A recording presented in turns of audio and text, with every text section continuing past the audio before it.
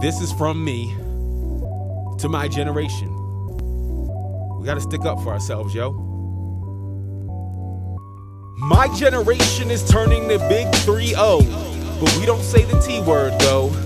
Grew up to not be monsters, though we still get treated like toddlers. And though not much was expected out of us, we've surprised ourselves.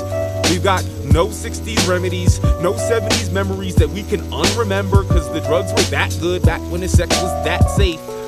We're 80s babies, born out of a fear of anything that brings happiness, from backpack gangster rap to the AIDS plague. Born after a generation that legalized it for commercial drug slangers, wrapped our wrists with rulers English, even spell checked our Bible papers, stole our recreation and called it escapism. We're criminal, but they're innocent.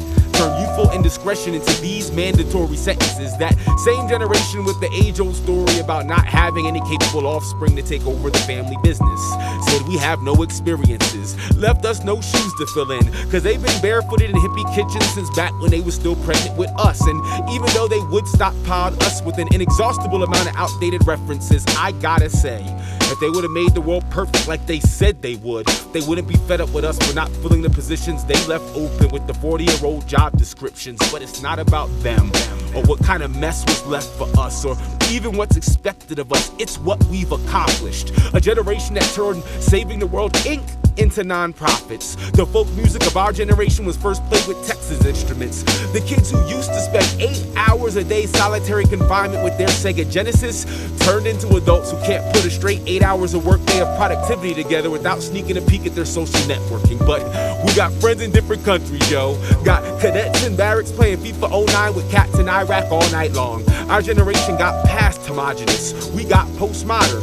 White parents raised on Save the Last Dance wanna put their kids in hip-hop class. The wave of second-generation suburban black parents send their youth to spend summer schooling with relatives still inner city, learning how to read the streets, so we don't forget the ABCs of poverty. We're the generation that evolved from just having gay friends to queer relatives and same-sex partners. We've domesticated men and turned women into ballers. We got hip-hoppers rocking mohawks, battling punk rock over who's got the skinniest jeans. Big and rich, even country done gone corporate. Spinning rims replace pairs of horses, cause of course you can't put butterfly doors on them things. But with all our faults, we're changing, learning from our children instead of saying what they ain't. Cause one thing we did pick up from the boomers was how to make babies. Despite the common boogeyman in growing up, sexual activity leads to arthritis and rabies. They taught us about peace and love life, and we ran away with it.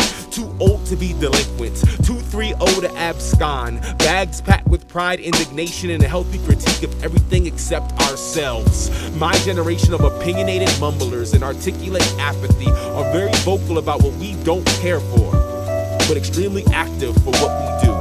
And sometimes, when we're not being chastised for speaking up, nor being implored to shut up, we have our own battles to pass a fight, and freak flags to wave. Much to do and a mouthful more to say for ourselves, and many more years to prove it at only 3-0. But one thing we won't do is say the T word, yo.